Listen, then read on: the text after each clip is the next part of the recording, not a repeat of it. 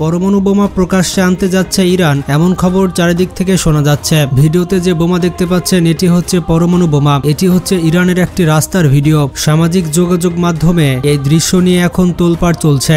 নিশ্চয়ই আপনারা বুঝতে পারছেন এটা কিসের দৃশ্য এবং এই ট্রাকে করে কি বহন করে নিয়ে যাওয়া হচ্ছে। অনেকে ধারণা করছেন এটি হচ্ছে ইরানের পরমাণু বোমা, তবে বাস্তবিক অর্থে এটা এখন পরমাণু বোমা হতে পারে না, কারণ একটি পরমাণু বোমা রাস্তা এভাবে নিয়ে যাবে এটা তো কোনোভাবেই সম্ভব নয়। এতে প্রচুর পরিমাণে ঝুঁকি রয়েছে। এটা যে পরমাণু বোমা সেটা একটি পুরো শহরকে ধ্বংস করে দিতে পারে। তাহলে প্রশ্নটি হচ্ছে এটা আসলে কি? এটা হচ্ছে উইদাউট ইউরেনিয়াম লোডেড যে পরমাণু স্ট্রাকচার রয়েছে, এটা হচ্ছে সেই স্ট্রাকচার। এর ভেতরে কিন্তু পরবর্তী সময়ে ইউরেনিয়াম ঢোকানো হয় এবং এটির যে সেফটি লক রয়েছে সেই সেফটি লকটি লাগানো হয়। এই জিনিসটা এখনো কনফার্ম করা হয়নি যে এই ভিডিও ফুটেজ এখনকার নাকি এটি পুরাতন। এটি অনেক আগের ফুটেজ হওয়ার সম্ভাবনা অনেক বেশি, কারণ ওই সময় যুদ্ধকালীন পরিস্থিতি ছিল না।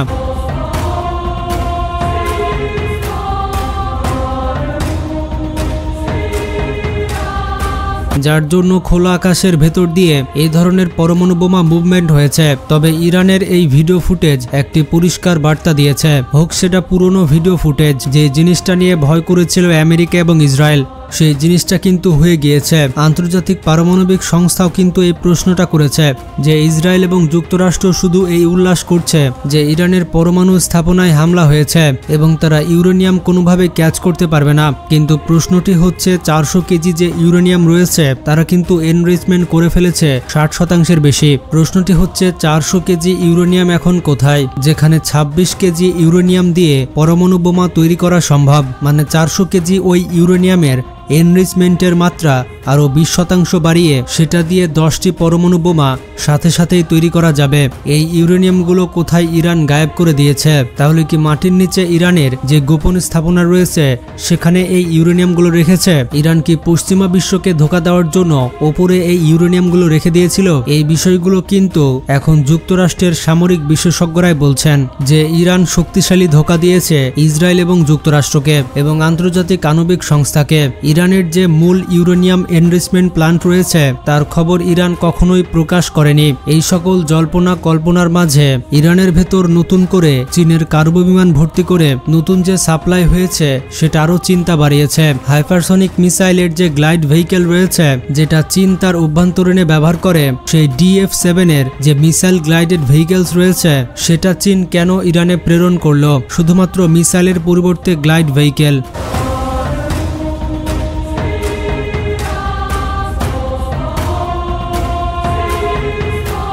তাহলে কি 400 কেজি ওজনের যে ইউরেনিয়াম রয়েছে তা দিয়ে পরমাণু বোমায় সুসজ্জিত করার যে শর্টকাট পদ্ধতি সেটা কি ইরানের কাছে চীন দিয়ে দিয়েছে? সেই গ্লাইড ভেহিকেলগুলোতে শুধুমাত্র যদি ইউরেনিয়াম লোড করা হয় তাহলে কিন্তু পরমাণু বোমা তৈরি হয়ে যাবে। এই বিষয়গুলোকে কেন্দ্র করে পশ্চিমা বিশ্ব এবং যুক্তরাষ্ট্রের চিন্তার শেষ নেই। বর্তমানে ইরানের কার্যকলাপ দেখে এটাই ধারণা করা হচ্ছে যে ইরান প্রকাশ্যে আনতে যাচ্ছে তাদের পারমাণবিক অস্ত্র। 14 জুন প্রকাশিত রয়টার্সের একটি প্রতিবেদন থেকে এমনটাই জানা গিয়েছে। ইরানের পররাষ্ট্র মন্ত্রণালয়ের মুখপাত্র ইসমাইল বাঘাই জানিয়েছেন আমেরিকা এমনভাবে কাজ করছে যা এই সংলাপকে অর্থহীন করে তুলেছে। ট্রাম্প একদিকে ইরানের ভূখণ্ডে হামলার অনুমতি দিয়েছে, অন্যদিকে তারা কিভাবে আলোচনার দাবি রাখে। তিনি আরও বলেন ইসরায়েল ইরানে যে হামলা করেছে সেটা আমেরিকার অনুমতি ছাড়া কোনোভাবেই সম্ভব নয়। আমেরিকা যতই মুখে বলুক যে আমরা ইসরায়েলকে হামলা করতে বারণ করেছি, কিন্তু এর পেছনে মূল হোতা রয়েছে আমেরিকা। সামাজিক যোগাযোগ মাধ্যমে